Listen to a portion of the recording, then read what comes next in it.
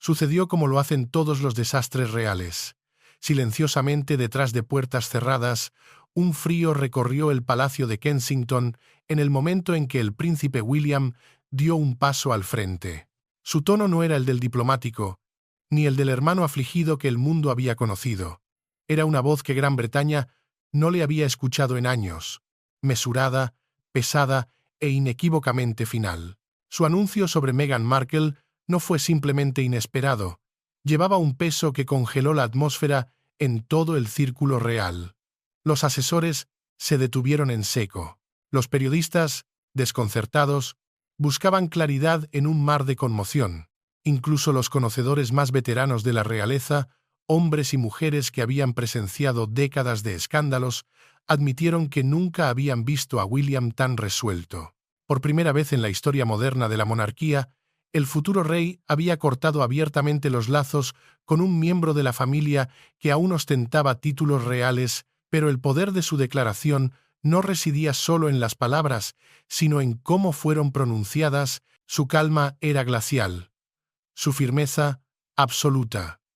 No hubo memorandos filtrados ni susurros de fuentes cercanas al palacio. Fue el propio William, dando un paso al frente después de que el rey Carlos le entregara a él y a Catherine el control total sobre la comunicación de crisis del palacio. Los iniciados dicen que ese momento marcó el comienzo de una nueva era real, y con el rey Carlos lidiando con sus propios desafíos de salud y una creciente pérdida de fe pública en los viejos métodos de comunicación de Buckingham, este cambio no fue solo simbólico, fue estratégico, se trataba de supervivencia. Para entender la magnitud de este momento, tenemos que retroceder un poco, apenas 2 noches antes, a una escena que se desarrolló en el silencio de Clarence House.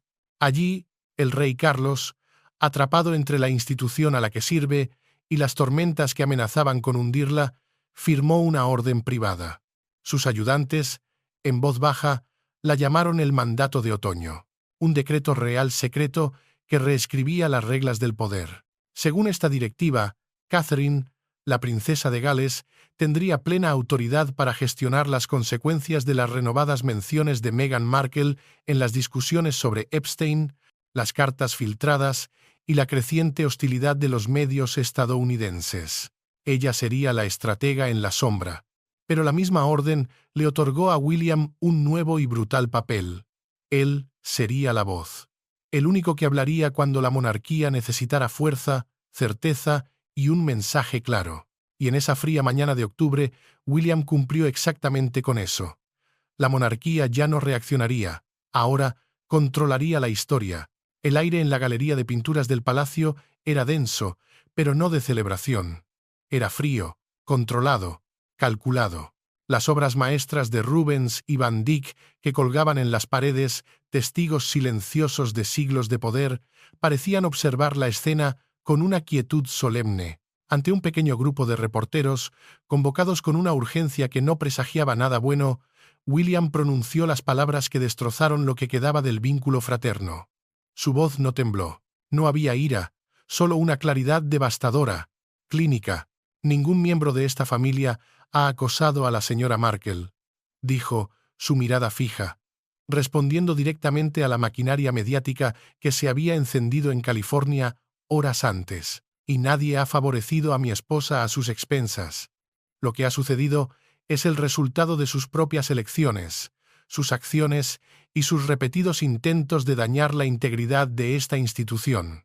Hizo una pausa, permitiendo que el peso de esa última palabra, institución, llenara el silencio. Luego, fue aún más lejos, revelando una verdad que el palacio había guardado celosamente. Una verdad que convertía el drama familiar en una conspiración. Tenemos evidencia de manipulación mediática deliberada, incluidas colocaciones pagadas destinadas a dañar la reputación de mi esposa. No fueron malentendidos, fueron intencionales. El silencio en la sala fue absoluto. El susurro de las cámaras pareció detenerse. Pero la revelación más impactante, la que mostraba una traición más profunda, aún estaba por llegar. William reveló la existencia de una alianza secreta. Meghan, dijo, había estado trabajando con Sarah Ferguson, la duquesa de York, usando el viejo y conocido resentimiento de Fergie hacia la monarquía para presionar a Catherine durante el período más duro de su recuperación del cáncer.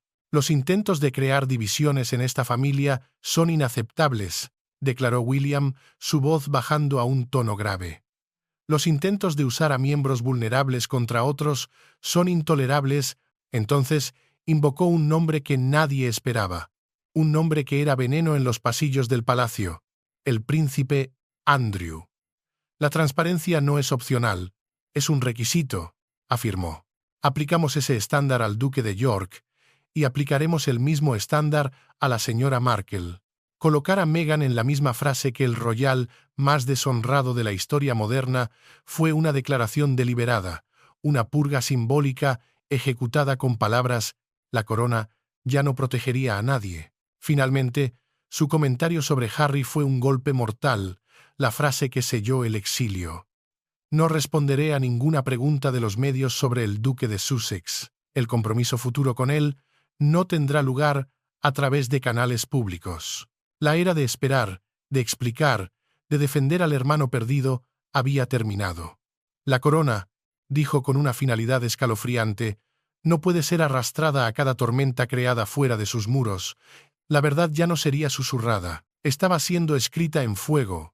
Para entender la magnitud del decreto de William, tenemos que retroceder un poco, al momento en que se encendió la chispa que finalmente consumió el puente entre hermanos. No fue una explosión pública, sino el goteo constante de veneno. Todo comenzó con un lote de mensajes privados de Meghan, supuestamente escritos entre 2021 y 2023, que aparecieron repentinamente a finales de septiembre de 2025. Un sobre Manila, sin remitente, dejado para la persona adecuada. Dentro, no solo había quejas sobre la supuesta distancia emocional del rey Carlos durante los embarazos de Meghan. Las palabras iban más allá, acusándolo de ayudar deliberadamente a Catherine a ganar la admiración pública mientras la empujaba a ella al fondo, a la sombra. Peor aún, un mensaje revelaba su intención final, la estrategia que lo cambiaría todo. Si Carlos no me protege, entonces la historia me protegerá. En 24 horas, el pánico se apoderó de los pasillos del poder. Las figuras más importantes del palacio, lideradas por la formidable Lady Fiona de Valcárcel, la jefa adjunta de Asuntos Soberanos, se reunieron en un consejo silencioso con abogados y antiguos expertos en riesgos del MI5. Su conclusión fue brutal. Meghan ya no era solo una duquesa rebelde. Ahora era considerada una amenaza de comunicación activa para la corona. Sin embargo, según fuentes internas del palacio, el verdadero punto de quiebre para William no fue algo que Meghan dijo. No fue una mentira o una acusación. Fue el silencio de Harry. Después de múltiples afirmaciones públicas que acusaban al palacio de racismo, elitismo y abuso emocional, Harry no dijo nada en público. Pero en privado, en los círculos de Hollywood, validaba cada una de sus declaraciones. William, en un último y desesperado intento de alcanzar al hermano que recordaba, se acercó a él a principios de octubre con un mensaje contundente, casi una súplica. Tú sabes que esto no es verdad. Tú lo viviste. Sabes que Catherine nunca ha actuado con crueldad. Entonces, ¿por qué no hablas? ¿Por qué dejas que esto suceda? La respuesta de Harry, transmitida a través de un intermediario y confirmada por un ayudante del palacio, fue escalofriante y final. Fue una sentencia de muerte para el vínculo que una vez compartieron, porque decir la verdad, dijo Harry, significa que lo pierdo todo. Para William, eso cruzó la última línea. La lealtad a una narrativa falsa por encima de la familia, por encima de la verdad. Ya no la está protegiendo, dijo William a un consejero cercano, su voz desprovista de emoción. La está apoyando. Fue en ese momento que la paciencia de William se convirtió en una confrontación directa. La traición definitiva no fue el ruido que venía de California, sino el silencio cómplice de su propio hermano. La verdad escrita en sangre había sido negada por la misma sangre que juró proteger. Apenas 72 horas después del explosivo anuncio del príncipe William, una nueva tormenta se estaba formando. Pero esta no surgió de los antiguos muros de piedra del castillo de Windsor, sino de las colinas relucientes y cuidadosamente ajardinadas de Montecito, California. A las 8:01 de la mañana, hora del Pacífico, una operación mediática meticulosamente planeada estalló simultáneamente en Los Ángeles y Nueva York. Hubo filtraciones cuidadosamente colocadas en portadas, afirmaciones de informantes anónimos que hablaban con una familiaridad ensayada y una repentina ráfaga de llamadas del equipo de relaciones públicas de Meghan Markle dirigidas a Netflix, Spotify y múltiples medios de comunicación de Hollywood. El titular estaba perfectamente sincronizado como una ofensiva militar. Exclusiva.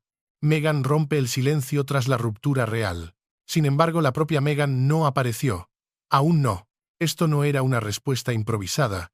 Fue una represalia cuidadosamente orquestada, diseñada para controlar la narrativa sin pisar completamente el centro de atención.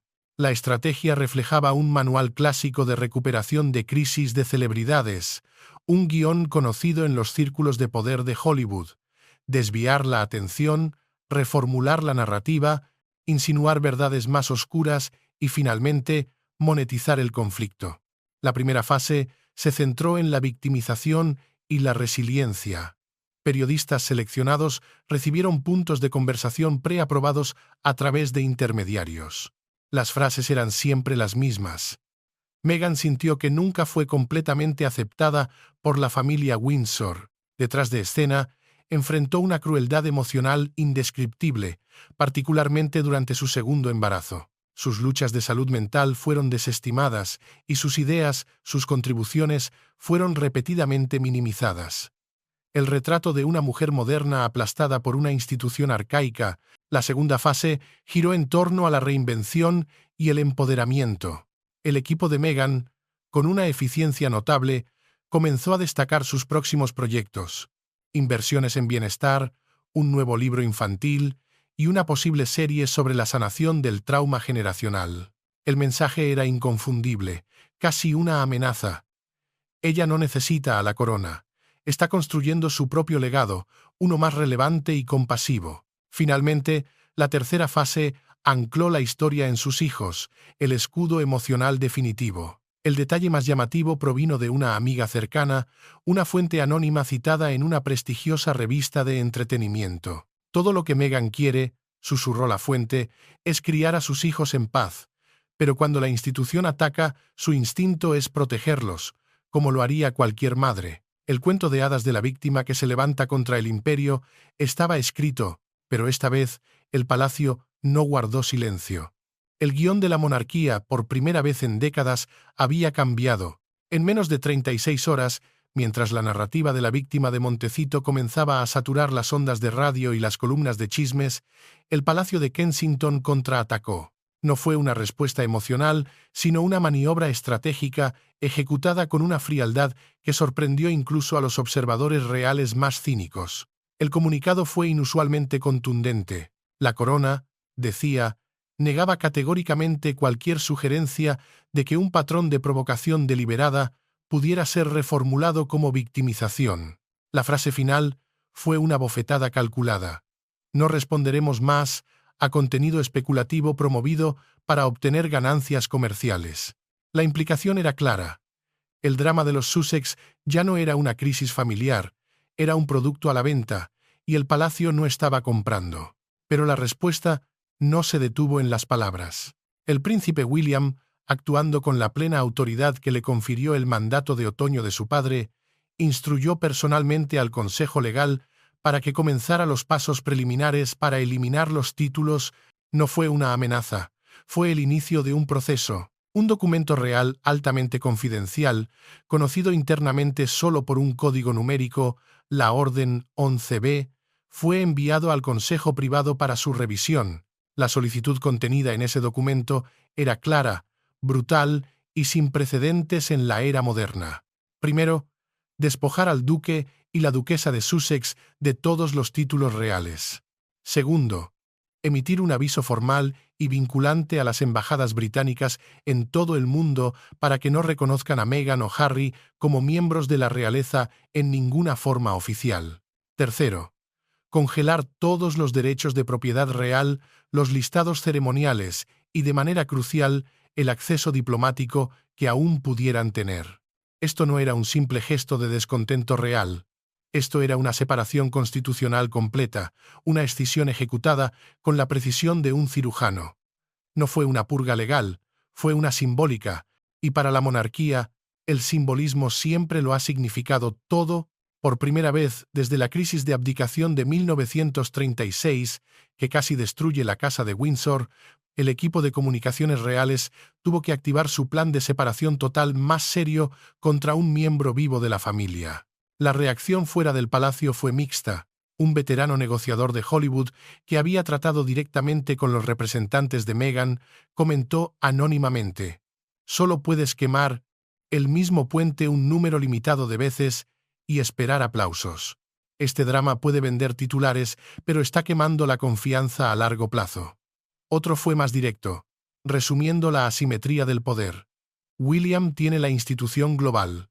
Meghan tiene Instagram y a Oprah. No hay una comparación real en cuanto a la seriedad. La purga simbólica había comenzado. Ya no se trataba de una disputa familiar. Era una cuestión de supervivencia institucional. Un acto de preservación que la monarquía había tenido demasiado miedo de hacer hasta ahora. Mientras la tormenta mediática rugía y los abogados afilaban sus plumas en los pasillos silenciosos del poder, la princesa Catherine regresó a la vida pública. Lo hizo no con una declaración, ni con una entrevista explosiva, sino con una fuerza silenciosa e innegable. 3 días después de las filtraciones de Hollywood orquestadas por Meghan, apareció en un centro de cáncer pediátrico en Oxford. Su presencia era tranquila, pero imponente. Los observadores, hambrientos de cualquier señal, no pudieron evitar notar su aplomo, su elegancia y un detalle diminuto pero deliberado en su atuendo: un broche con forma de ancla. Los expertos en moda real, siempre buscando el lenguaje oculto en la vestimenta, lo llamaron de inmediato un mensaje sutil: estabilidad en medio de la tormenta. En un momento, una niña, con la inocencia brutal de la infancia y claramente consciente de la especulación mediática que rodeaba la salud de la princesa, le preguntó si estaba bien. La respuesta de Catherine, simple pero poderosa, resonó más que cualquier comunicado de prensa.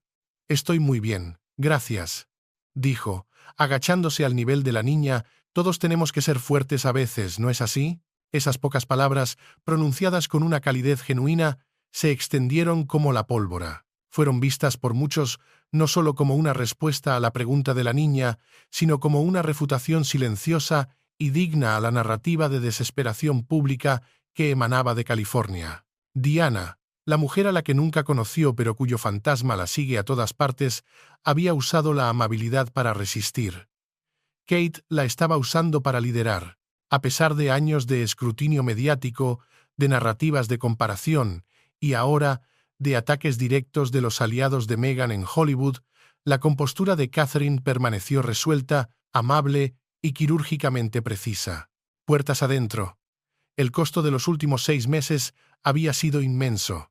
Entre cuidar a sus hijos, apoyar a Carlos durante su tratamiento y gestionar una agenda real casi duplicada en peso, había poco espacio para la reflexión, y menos aún para las represalias. Sin embargo, cuando se le preguntó en privado por un consejero de confianza sobre las acusaciones de Meghan de favoritismo y acoso, Catherine respondió de una manera que sorprendió incluso a los ayudantes más veteranos del palacio. «La perdono», dijo, según se filtró más tarde a la prensa, «pero no absorberé su dolor como si fuera mi culpa». Esa declaración fue menos una negación que una negativa a ser manipulada emocionalmente. Encarnaba perfectamente el nuevo enfoque que William y Catherine estaban defendiendo. Franqueza, sin crueldad, respuesta sin drama y, por encima de todo, el deber por encima de la distracción. Un veterano historiador real lo resumió perfectamente. En una monarquía construida sobre el simbolismo, Catherine se ha convertido en el nuevo centro de gravedad. No requirió un trono, requirió confianza. Y el público parecía estar de acuerdo. Mientras el rey Carlos sigue siendo el monarca, es Catherine, junto a William, quien ahora lleva la autoridad emocional de la corona, un manto de estabilidad que una vez perteneció a la reina Isabel. En una sesión informativa privada, celebrada a puerta cerrada en una de las salas menos ostentosas del Palacio de Kensington, el príncipe William hizo su movimiento final e irreversible. A partir de hoy, comenzó, su voz tranquila pero firme, la familia real corta formal y permanentemente todos los lazos oficiales con Meghan Markle.